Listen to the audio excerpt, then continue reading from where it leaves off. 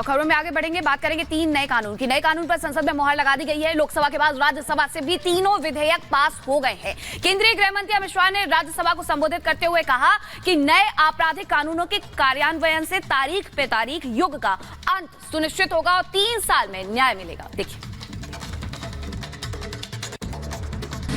एक नए युग की शुरुआत होगी जो पूर्णतया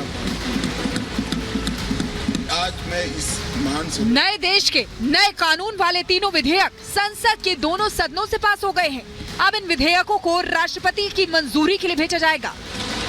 Those in favor will please say aye. राष्ट्रपति के हस्ताक्षर के बाद ये तीनों विधेयक कानून में तब्दील हो जाएंगे। इसी के साथ भारत को अंग्रेजों के कानून से आजादी मिल जाएगी। The ayes have it, the bill is passed. प्रधानमंत्री नरेंद्र मोदी ने संसद से नए बिल पास होने पर ट्वीट किया। पीएम मोदी ने लिखा कि संसद से नए बिल पारित होना हमारे इतिहास का एक महत्वपूर्ण क्षण है। ये विधेयक औपनिवेशिक युग के कानूनों के अंत का प्रतीक है। सार्वजनिक सेवा और कल्याण पर केंद्रित कानूनों से एक नए युग की शुरुआत होती है। भारत की संसद के द्वारा गृह मंत्री अमित शाह ने जब तीनों विधेयकों को राज्यसभा में पेश किया तो उन्होंने नए भारत में नए कानून की जरूरत पर बल दिया।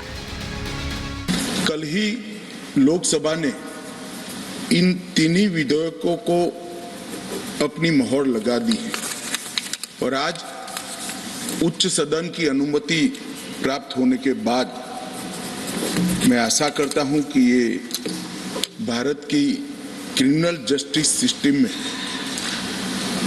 एक नए युग की शुरुआत होगी जो पूर्णतया राज्यसभा में तीनों विधेयकों पर चर्चा के दौरान गृह मंत्री अमित शाह ने बताया कि आईपीसी और सीआरपीसी अंग्रेजी सरकार की रक्षा के लिए बनी थी, लेकिन नए कानूनों में भारत के न्याय दर्शन की छाप है। नया कानून भारत के लोगों के लिए भारत की संसद द्वारा बना कानून है।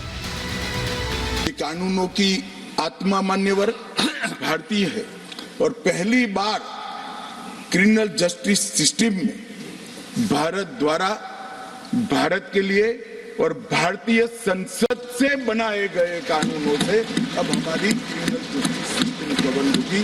इसका मुझे बहुत गौरव है। मान्यवर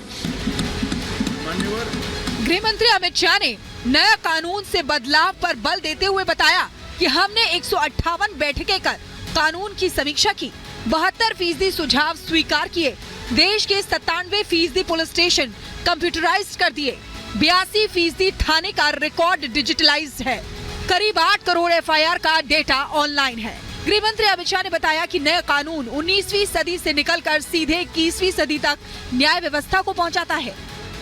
आज इस कानून को इस सदन के आशीर्वाद प्राप्त होने के बाद हमारी आपराधिक न्याय प्रणाली क्रिमिनल जस्टिस सिस्टम 19वीं सदी से निकलकर 2 सदियों का फासला काटकर 21वीं सदी में सीधी प्रवेश करेगी। माननीय राज्यसभा में गृह मंत्री अमित शाह ने बताया कि नए भारत के इम्प्लीमेंटेशन के लिए ई कोर्ट के प्रोजेक्ट शुरू हो चुका है, ई जेल प्रोजेक्ट भी शुरू है, ई प्रोसिक्यूशन प्रोजेक्ट और ई फॉरेंसिक प्रोजेक्ट भी जारी है, जो इन विभागों को सीधे गृह मंत्रालय से जोड़ते हैं।